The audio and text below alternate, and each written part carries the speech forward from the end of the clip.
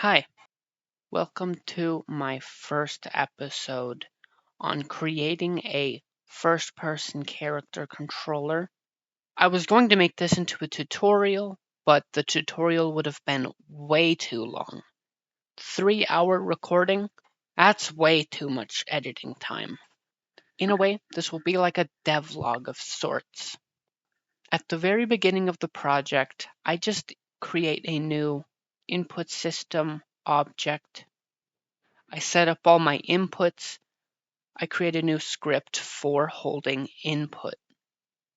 This script is a scriptable object singleton that creates its own instance when it is accessed. Here's what that code looks like.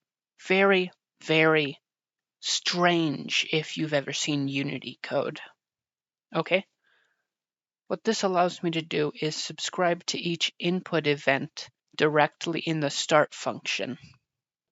I use performed and canceled events to help define the values for the input.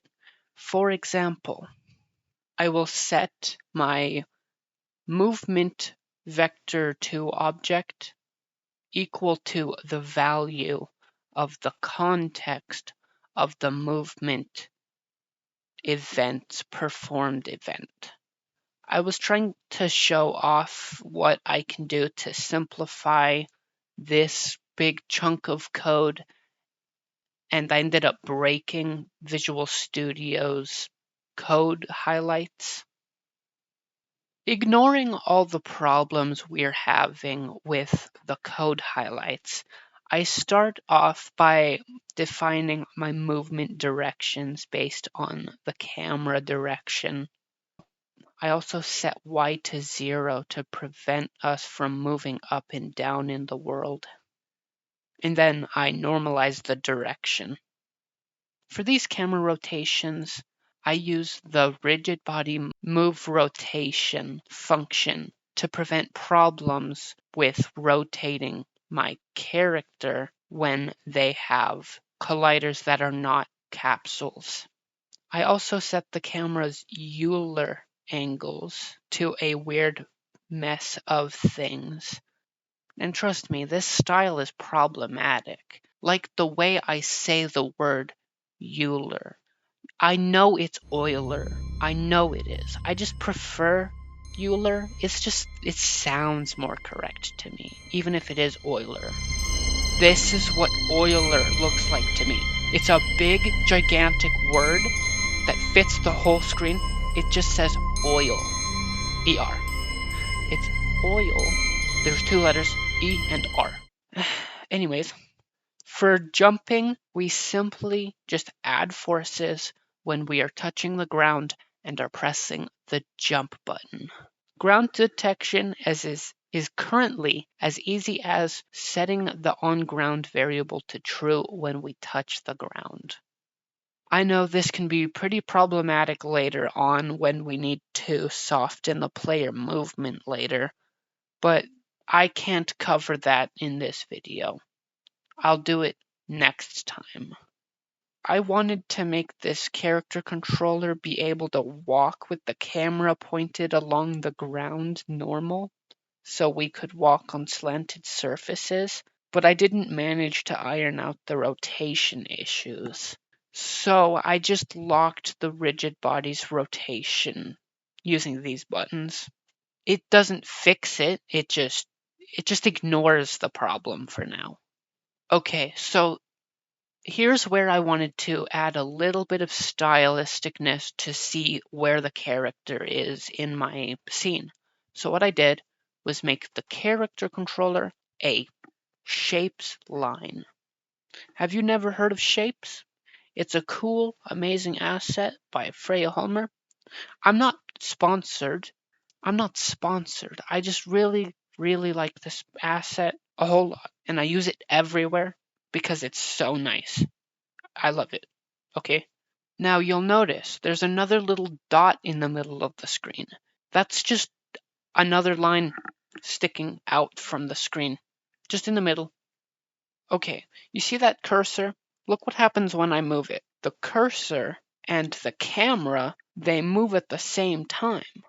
If you're paying attention to the camera movement, that cursor becomes annoying. If you're paying attention to that cursor, the camera movement becomes annoying. The solution is when the cursor is visible, we will not rotate the character. I tried to implement this using Unity's cursor code, but it doesn't tell you if it's frozen or not. So I went back to my input asset, added the escape button and click for the cursor hiding feature. And that allowed me to bind those functions directly to the inputs. That saves a lot of headaches. It looks very nice. It's very simple code. But there was another problem. When I went back into the game, whenever I hit escape, my character would just slowly move its head back to the beginning of wherever it was. This was a problem. We don't want this to happen. So I deleted the code. Okay, so there's another issue. My character, he slides around with zero drag. Your immediate thought could be turn up the drag, and what you get is proper slowdown forces, so he stopped moving. It does slow the player down to a halt, but there's another issue. With higher drag comes slower fall speeds, and that is an issue. My solution was to steal code from my Wacky Platformer. The Wacky Platformer's code basically states, if we are moving down, then we add more downwards force. If we are moving up, then we add more upwards force. What this does, it creates floaty movement when you're holding jump, so you can have a higher jump height, but it also lets you fall down very quickly, or fall down slowly if you're still holding jump. My next choice was to add some headers to make using the script a bit easier. I have a question for you. This skybox of mine, do you like it? Would you like to?